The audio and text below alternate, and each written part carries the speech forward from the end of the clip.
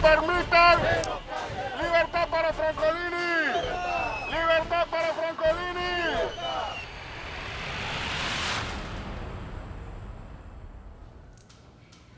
Hace 400 años, aquel personaje conocido como el Hidalgo Don Quijote de la Mancha le decía a su compañero Sancho: por la libertad, así como por la honra, se puede y debe aventurar la vida.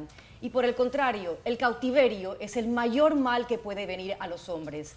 La libertad es el único don con que cuentan los medios de comunicación. Hoy, en Next TV, nuestro presidente Ricardo Francolini es el resultado de un mal ejercicio de quienes están llamados a investigar con guantes blancos y no lo hacen de esa forma. De esta empresa buscamos informar a todos los panameños. Sin embargo, se nos ha etiquetado y hoy se persigue a nuestro directivo.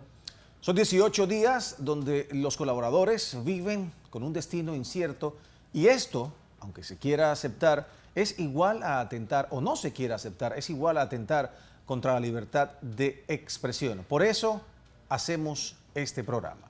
Bien, vamos a iniciar ahora con una cronología de lo que ha sido el caso de Ricardo Francolini desde que fue detenido.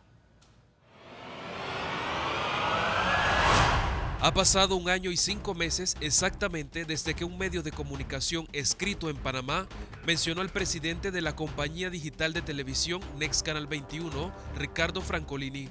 Hacen alusión a un supuesto préstamo otorgado durante su gestión como presidente de la Junta Directiva de la Caja de Ahorros a una empresa encargada de construir un centro de convenciones en Amador.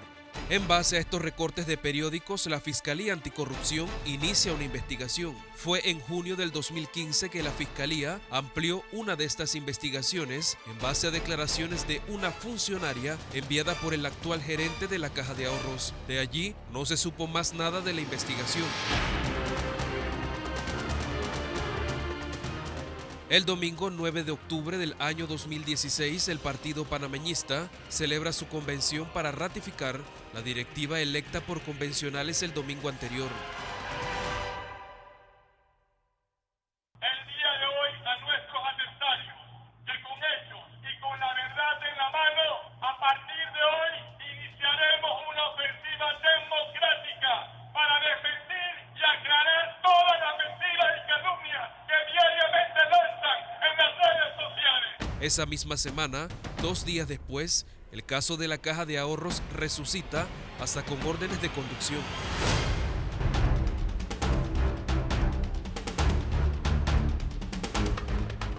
Ya para el miércoles 13 de octubre a las 9 de la mañana llegan policías y funcionarios del Ministerio Público a la residencia del presidente de la Junta Directiva de Next Canal 21, Ricardo Francolini.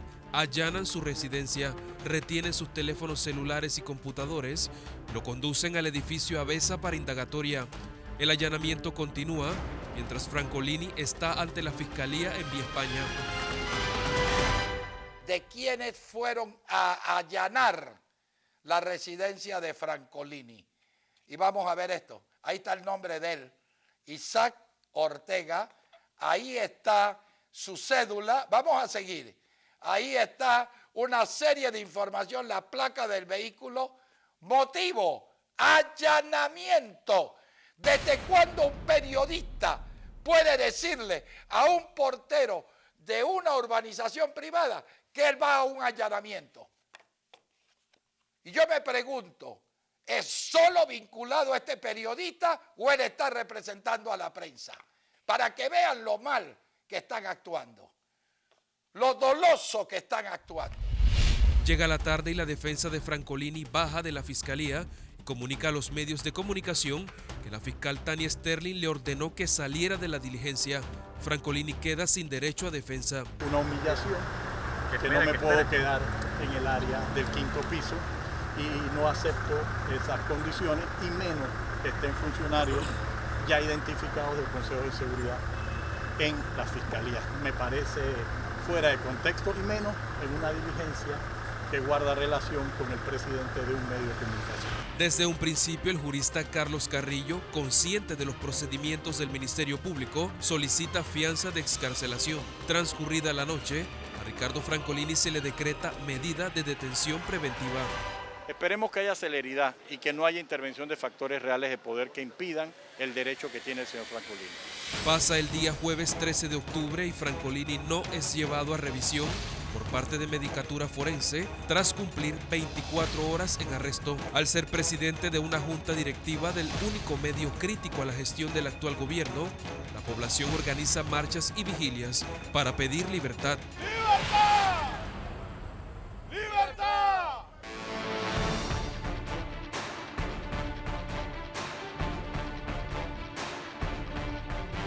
¡No permitan! ¡Libertad para Francolini! ¡Libertad para Francolini!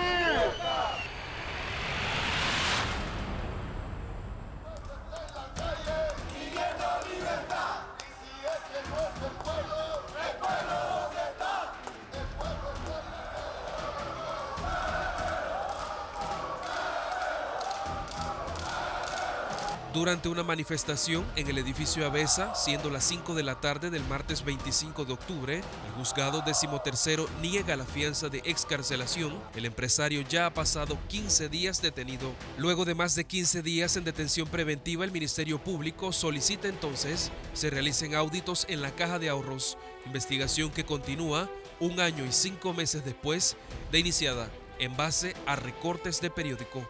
Adair Concepción, Next Noticias.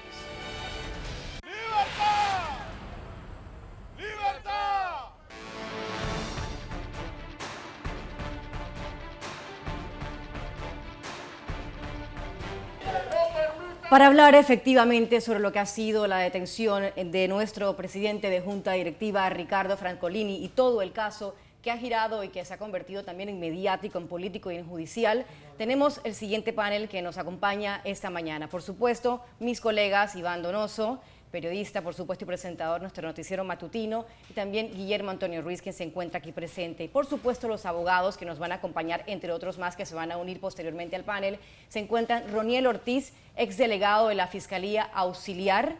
También se encuentra con nosotros el abogado Alfredo Vallarino, y posteriormente se nos van a unir, como acabo de decir, otros abogados a este panel que hoy queremos ofrecerles a ustedes, amables televidentes. Vamos a iniciar, por supuesto, con los abogados. Buenos días a todos.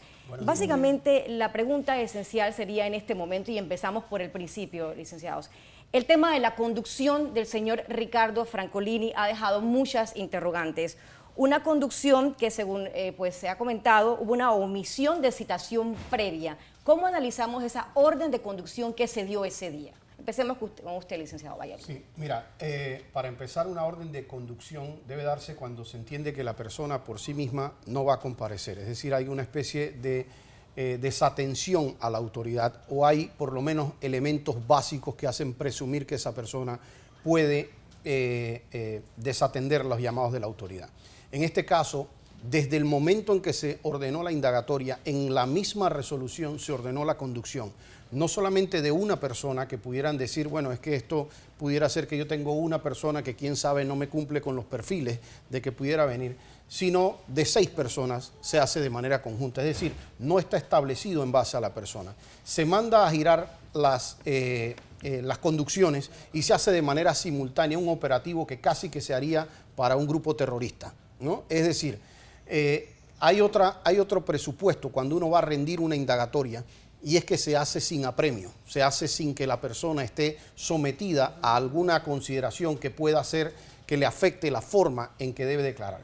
Traen a estas personas conducidas a la entidad, no se le muestra el expediente, es un expediente que tenía para ese entonces cerca de 3.000 hojas, no lo pueden ver los abogados y les dicen declara. Es decir, el abogado ni siquiera puede establecer ni decirle en un momento dado, este es mi consejo para ti. No sabemos de qué se te acusa. Hay un principio constitucional que además te dice, ¿verdad?, que tú debes conocer los cargos en tu contra.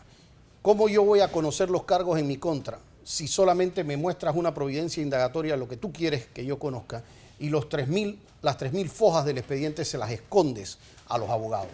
Entonces, partiendo de ese escenario, tengo que decir entonces quién es el perfil de las personas que conducen. Tú tienes personas que tienen un arraigo en el país, han vivido toda su vida en el país, tienen familia en este país, es presidente de un medio, una de las personas que es conducida, y otros son empresarios, banqueros. No cumplen jamás el perfil para agarrar y decir es una persona que se va a desatender el proceso. Y de hecho, si nosotros sabemos, todos ellos habían designado abogados para el proceso, estaban atentos al proceso, y varias de esas personas habían concurrido durante la semana anterior, y hubiese sido mucho más fácil, como se ha hecho incluso con las otras personas, de decirle ven tal día, ven el otro día, y esas personas fueron en efecto voluntariamente concurriendo ante la autoridad. Entonces, nosotros vemos en la conducción no solamente un acto que es de por sí arbitrario, sino que también es un acto intimidatorio. De inicio te estoy diciendo, mira el poder que yo tengo sobre ti. Te puedo agarrar como ser humano a las 6:30 de la mañana, sacarte de tu casa, hacer un espectáculo frente a tu familia, y tú puedes hacer absolutamente nada. Entonces, yo creo que desde ese momento tenemos una conducción. ¿Qué ha dicho la Corte en materia de conducción? La Corte ha dicho, antes de proceder a una conducción, se debe proceder a citaciones. Sí es cierto que hay excepciones, pero es importante que se entienda, tanto el artículo 12 del Código Procesal Penal como el artículo 21 del Código Procesal Penal nos habla que todas las medidas que sean restrictivas de la libertad de una persona deben ser de carácter excepcional. ¿Y qué quiere decir eso? Que yo, de alguna manera, justifico el por qué esta es una persona, mira, si es una banda de narcotraficantes, es una cuestión que tengo que hacer, bueno, a lo mejor me justifica que yo pueda ordenar una medida sin el aviso previo. Y entonces vamos, allanamos, buscamos la droga y traemos a la persona y la conducimos.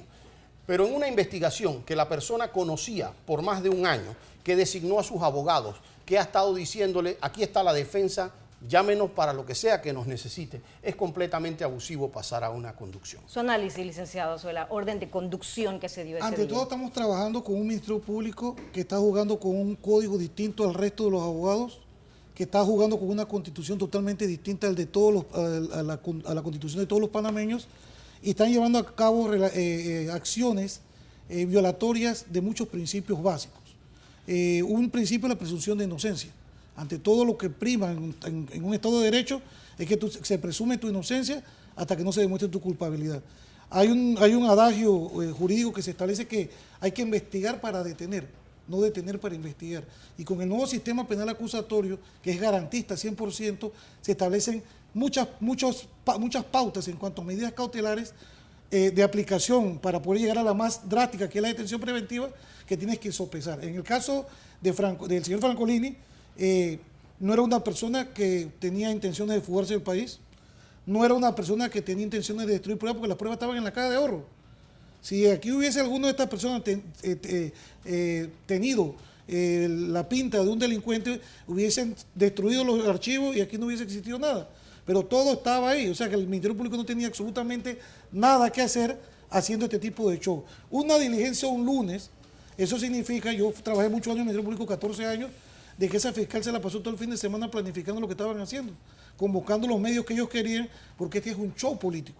Aquí se está vendiendo a estas personas, se les está denigrando a ellos, a su familia, con un show político, un show mediático que viene de la mano de lo que dice la jueza. La jueza niega la fianza, pero ¿qué juez de este país se atreve a tomar una decisión o tener la faja para amarrarse los pantalones cuando el presidente de la República en una entrevista, cada vez que puede, dice que los jueces tienen que cumplir con su trabajo? Su esposa sale diciendo la misma cosa cuando los jueces son independientes. Si nosotros permitimos un Estado de Derecho que los jueces sean amenazados, entonces aquí debemos cerrar los juzgados y debemos entonces que los fiscales ejerzan la doble función, jueces y fiscales, y nos condenen a todos, porque lamentablemente yo escucho las entrevistas de uno y otro jinete, porque los considero jinetes de la maldad en cuanto a lo que han estado haciendo. Escucho primero una diputada dando opiniones que realmente debería reservarse. Pero esto tiene una explicación. Ella era la jefa de la que hoy dirige el Ministerio Público. Ella era la jefa de que dirige la Procuraduría de la Administración. Entonces, sale la Procuradora a dar unas opiniones con relación a este tema y a calificar delito, que es algo muy delicado. En el idioma de los abogados, todos sabemos que un fiscal no puede calificar un delito. Ningún fiscal, ni siquiera en los documentos que establecen las resoluciones de allanamiento indagatoria, puede decir, te estoy acusando del delito de homicidio. Él tiene que determinar que estamos ante una presunción, porque la presunción de inocencia... Y eso no se ha respetado. Eso no se ha respetado. Y generalmente se tiene que establecer el título genérico del delito que tú estás estableciendo. Yo he visto a la señora Ana Matilde Gómez decir que aquí hay delito, cuando ella no es jueza. Ni ha visto el expediente. Ni ha visto el expediente, a menos que se lo presten en las noches, sí, no sé, cuando ustedes no lo pueden ver. Sí. Vemos al secretario general que no es un funcionario de instrucción dando opiniones y diciendo que aquí hay delito y que aquí se ha violado la ley. Eso él no lo puede determinar. ¿Por qué? Porque eso se determina en una audiencia pública, claro, donde cada parte va a sacar sus barajas y se va a defender de acuerdo a las pruebas que tenga. Pero hasta este momento consideramos que no había necesidad de llegar al extremo de una conducción de la forma como... Bueno, se dio la conducción y se basa esta acusación en un peculado que muchos dicen que no existe, y es la razón por la que se encuentra en este momento el señor Francolini detenido. ¿Hay peculado o no hay peculado en este caso? El peculado lo tiene que determinar el juez. La fiscalía lo que tiene que hacer durante la etapa de investigación, que está vencido en los términos, porque si yo ahorita quiero poner una denuncia por X delito y se me pasó el término para presentar, esa es la forma igualitaria como deben ser las cosas en este país, y se me venció el término, yo no puedo presentar el documento, ni pruebas, ni términos que establecen los tribunales. Asimismo, la fiscalía tiene un término perentorio, 4 meses, y si los 4 meses se le vencen, tienen que hacer una solicitud de prórroga 2 meses más, y si son delitos donde no hay personas detenidas, entonces puede ser una prórroga de acuerdo a lo que el juez establezca, hasta en cierta forma indefinida. Y en este caso pero en este caso en particular no hubo prórroga. No hay prórroga. O sea que se está... Sí, una prórroga posterior. Quiero decirte, ella estaba instruyendo el expediente a la fiscal y se le da una prórroga, y esa prórroga es de vencimiento 7 de octubre. Ajá. Es decir, después del 7 de octubre, y hay una ley, y es importante que el Ministerio Público, particularmente la procuradora Kenia Porcel, le conteste a la población si la ley sirve o no sirve para el Ministerio Público, porque el artículo no se presta para interpretaciones. El artículo le dice de manera específica que cuando llega el término se manda el expediente en el estado que se encuentre. Entonces, si la procuradora está pidiendo que se haga un cumplimiento de la ley, ¿cómo puede la procuradora permitir? Porque se lo estamos diciendo públicamente, no puede decir que es que no conoce. Le estamos diciendo públicamente que la fiscal Tania Sterling en el expediente 618-15 está excedida del término y sigue instruyendo sobre ese expediente. Entonces yo creo que el mensaje primero que manda el Ministerio Público es decir, cuando a mí me conviene yo puedo violar la ley procesal, cuando me da la gana, porque ese es un punto que no es debatible ni siquiera. En el punto que tocaba desde del peculado, yo no puedo conocer de ningún peculado en donde se haya cumplido un préstamo que haya cumplido absolutamente todas sus etapas de aprobación. Es decir, va desde el oficial de crédito al gerente de crédito, al subgerente, al gerente de la caja de ahorro y pasa una aprobación en junta directiva. Pasa como cualquier otro préstamo al que someten ante la junta directiva y le dicen, señor, esto es lo que peticionan para un crédito y estos son los que ofrecen en garantías. No importa si ese crédito se pudiese haber utilizado para cometer algún fraude. No, es que son dos cosas completamente distintas. Primero, que no se ha hablado aquí de un fraude. No. Solo por un ejemplo. Claro, ellos establecen el uso del dinero es otra cosa. Claro. Fíjate el absurdo que pudiera ser, porque este proceso puede llegar a impactar de tal manera a la banca nacional, ¿verdad? Porque si aquí nosotros entendemos que la junta directiva da un aval para un préstamo y ahora lo que me quieres cuestionar es lo que posteriormente hicieron el uso de una persona. Ahora imagínate que yo llegue a la Caja de Ahorros o al Banco Nacional y yo pido $100,000 para mi negocio. Y yo les digo, yo lo quiero usar para mi negocio. Y de repente, entre medio del giro de la línea de crédito que yo tengo, yo compro una cartera para mi mujer. Si yo hago eso, puede ser que yo esté en un incumplimiento de contrato y el banco me puede ejecutar el crédito. Pero jamás podrás decir que una persona que me hizo una autorización previa de un préstamo cometió entonces un peculado porque a mí se me dio la gana de utilizar la línea de crédito para algo distinto. No hay forma humana que eso se pudiera decir. Pero además, para cuando uno habla de un peculado, el bien jurídico tutelado, que es lo que se protege la norma, protege los fondos públicos. Primero, los fondos del banco no son públicos los que se invierten, son fondos de los ahorristas. Primer tema que hace ese es el ejercicio de la banca. Pero adicional, el préstamo está completamente pago. Entonces, después de que se dice el préstamo está completamente pago, se saca y resulta ser que el préstamo generó millones de dólares a la caja de ahorros. Si un préstamo genera ganancia de millones de dólares para la caja de ahorros, uno esperaría que le dieran un premio a los funcionarios que generaron esa ganancia para la caja de ahorros. Yo realmente me sorprendí cuando yo escuché las declaraciones de la ex procuradora Ana Matilde Gómez, porque con decisiones que ella tomó en su momento cuando era procuradora y despidió a muchos fiscales, violando normas que tenían que cumplirse, se le causó un perjuicio al pecunio público que tuvo que salir a pagar cientos de miles de dólares por despidos mal hechos. Entonces, a mí me parecería, ahí se perdió plata. Pero en el negocio de la caja de ahorro, que es un negocio de banca, es decir, ¿qué hace el negocio de la banca? El negocio de la banca cobra intereses, ese es el negocio. Yo te presto y me aseguro con garantías. Este préstamo tenía garantías, no solamente una finca como han hablado, tenía garantías personales, tenía lo que se llaman certificados de no objeción de otros proyectos ya previamente aceptados por Contraloría, es decir, de proyectos que ya se habían construido y que tocaba pagar. Y yo que trabajé ese proyecto, que puse los materiales, que construí eso, yo agarro ese crédito que me debe el Estado y yo se lo cedo a ellos como garantía. Eso es lo que es el certificado de no objeción, porque ya el Estado me está diciendo no tengo ninguna objeción sobre eso y eso es un crédito que yo tengo que pagar. Pero además tenían hasta las acciones del consorcio como garantía. Entonces, si tú tenías las acciones del consorcio, tenías fianzas personales de personas que podían respaldar hasta 60 millones de dólares, y tú me estás hablando de una línea de 10 millones de dólares más que existían las garantías para los préstamos.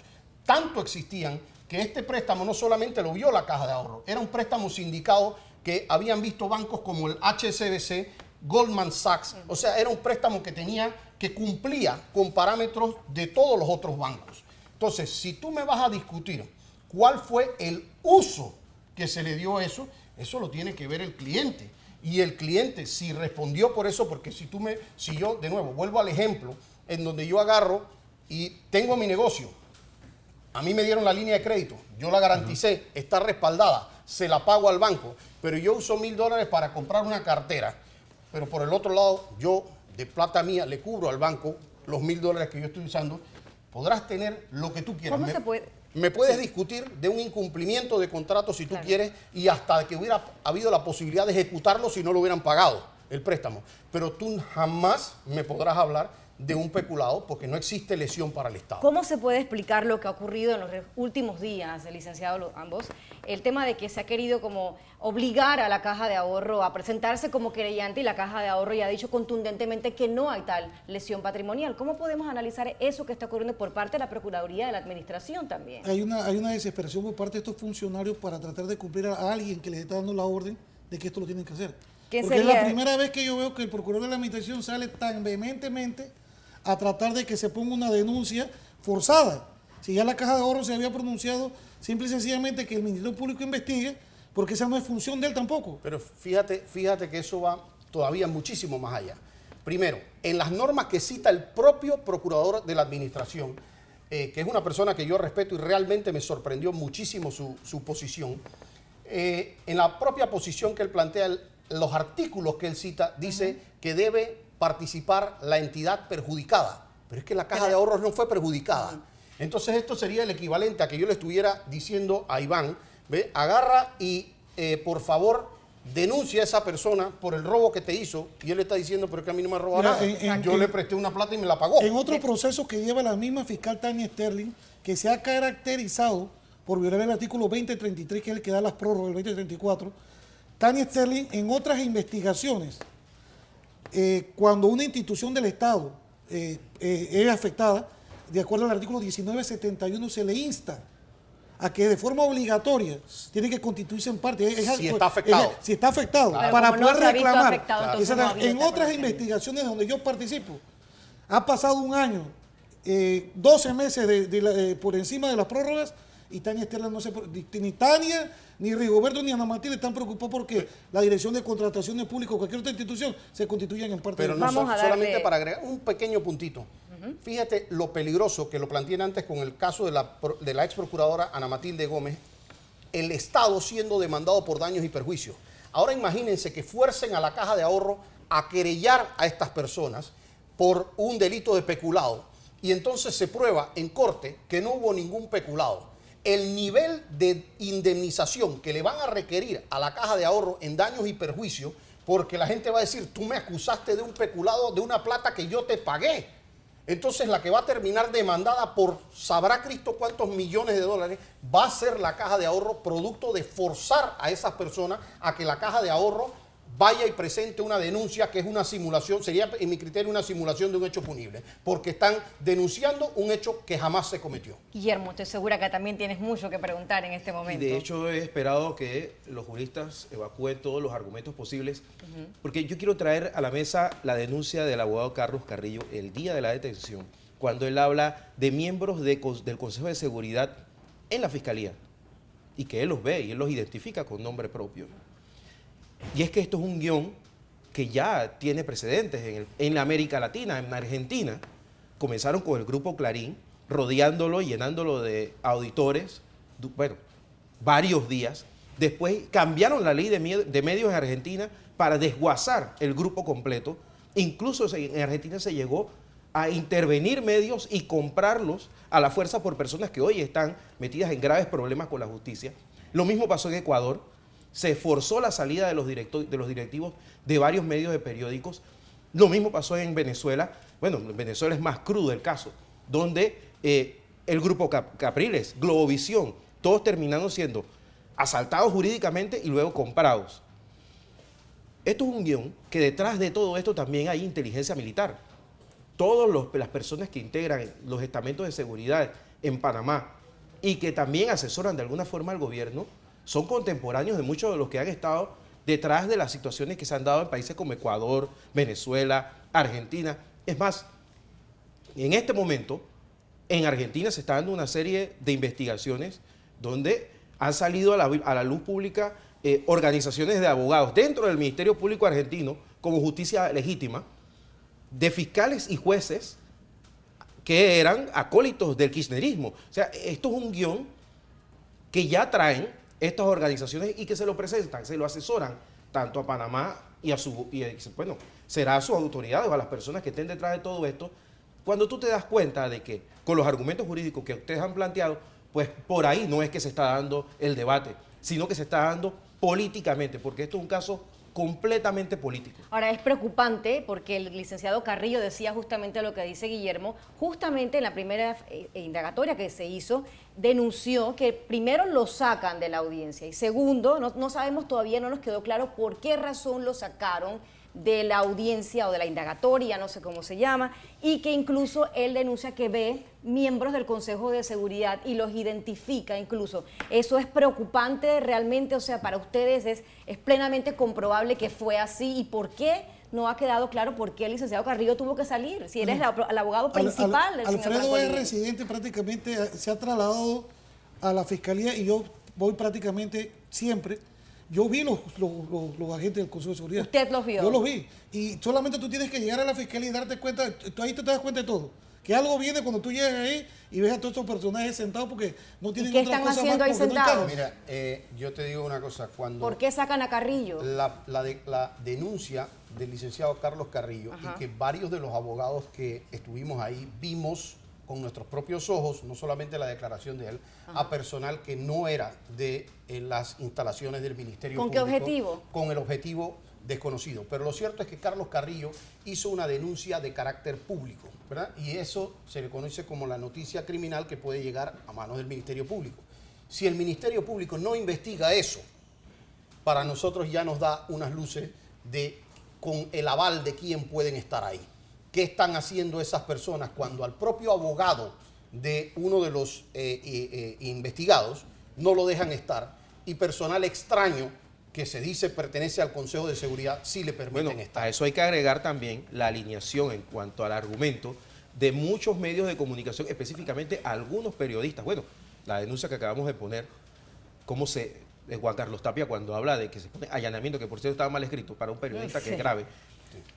Hay periodistas que yo los he escuchado en televisión, en radio y en la prensa escrita, escribiendo con el mismo argumento. O sea, hay un entrenamiento previo, hay una coordinación previa. Entonces, esto es grave. Bien. Vamos a ir, antes de continuar con esto, porque vamos entrando a otros terrenos, vamos a ir primero con las redes sociales, porque durante toda la semana, licenciados, hemos recibido cantidad de mensajes, por supuesto. Vamos a empezar con algunos de ellos, lo vamos a poner en pantalla en este momento.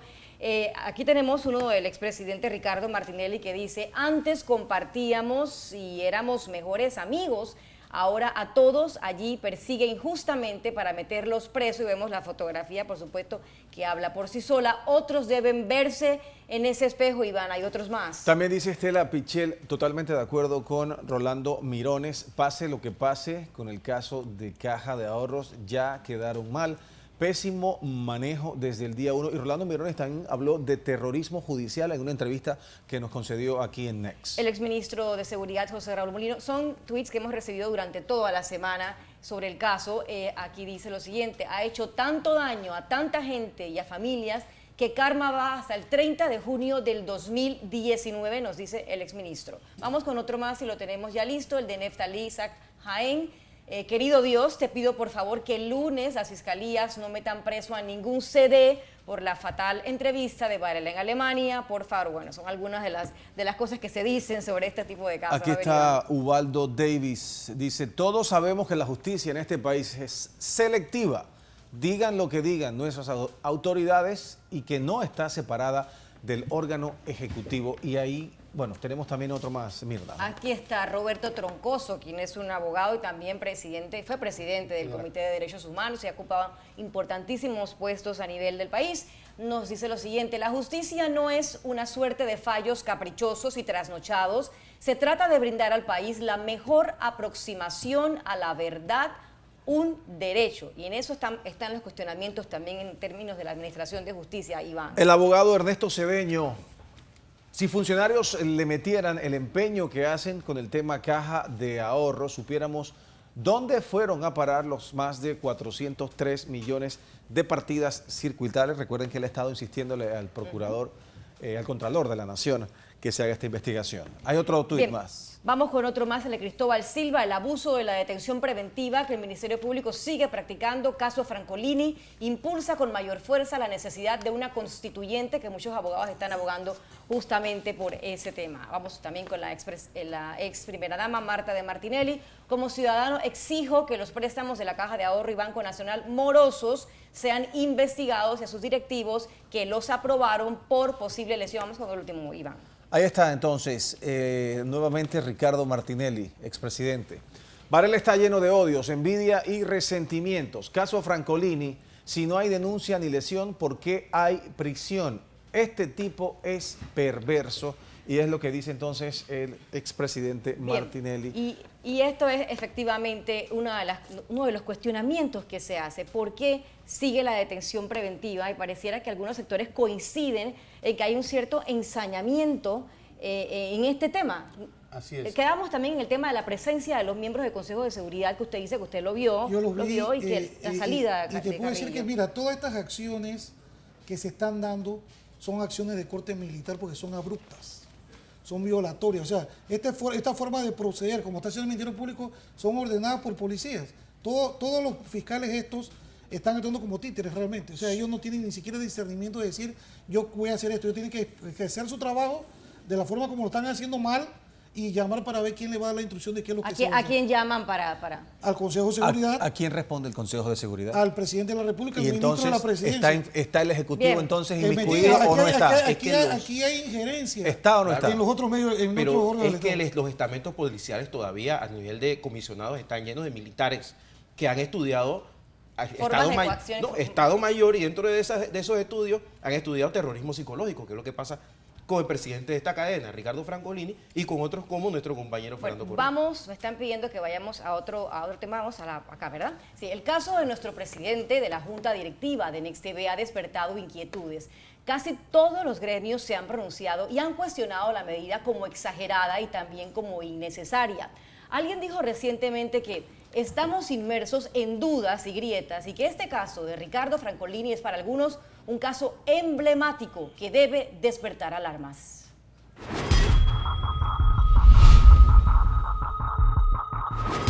pero sí lo veo como una humillación injustificada. Me parece que si lo necesitaban para que rindiera una indagatoria, hay otros métodos de hacerlo. Usualmente lo que se hace es mandarle una boleta de citación y no hacer este espectáculo de conducir a la gente innecesariamente, sobre todo personas que no están huyendo, que están dando la cara y que están dando la declaración y los descargos por las acusaciones que puedan tener.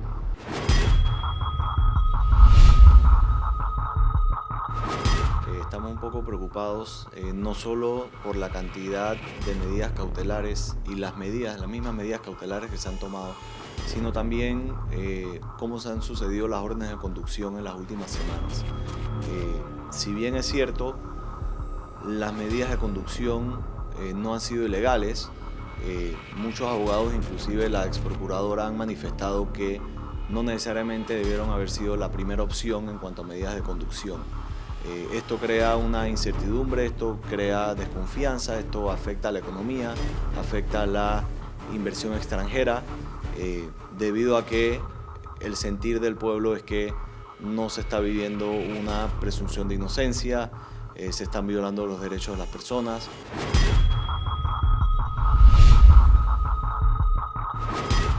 Están trabajando para beneficio de quién, de la justicia o de la venganza, porque la Caja de Ahorro ha dicho: señores, no me voy a convertir en parte de la denuncia porque no he recibido ninguna lesión. El préstamo fue otorgado y fue pagado.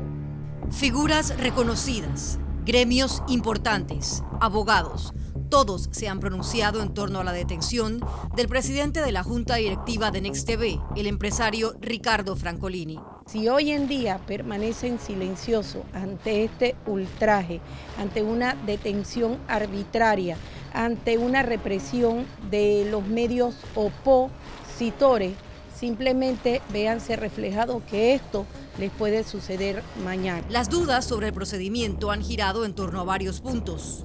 En torno a la conducción de Ricardo Francolini, para algunos hubo omisión de citación previa, detención preventiva, que debía ser la última de las medidas cautelares, y el vencimiento de los términos de la investigación.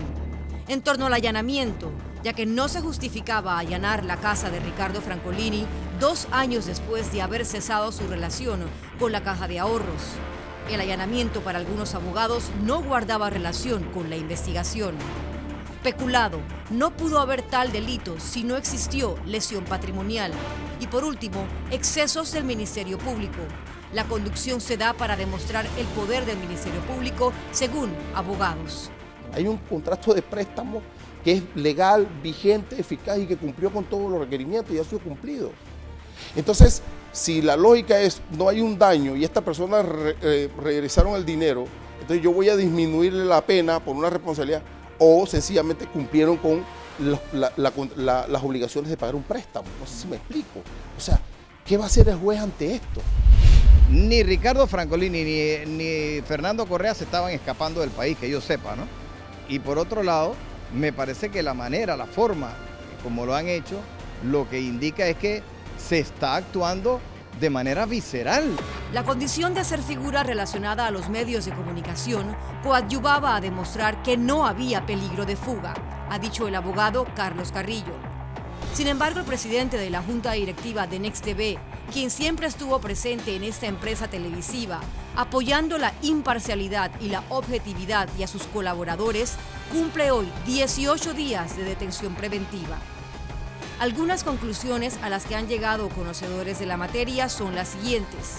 Hay aplicación de medidas cautelares potencialmente desproporcionadas.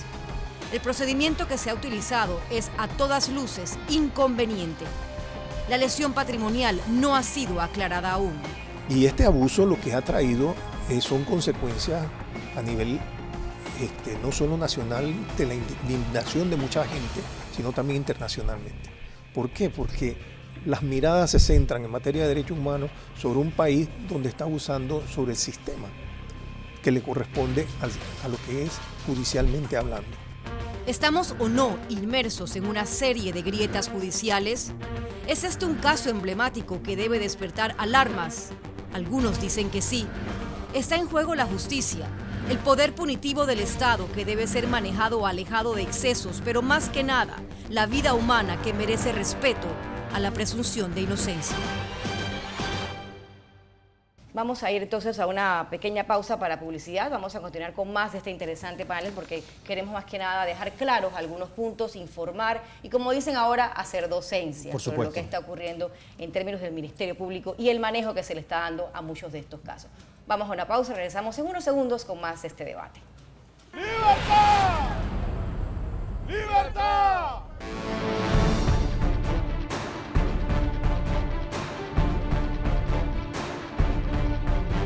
No permitan libertad para Francolini. Libertad para Francolini.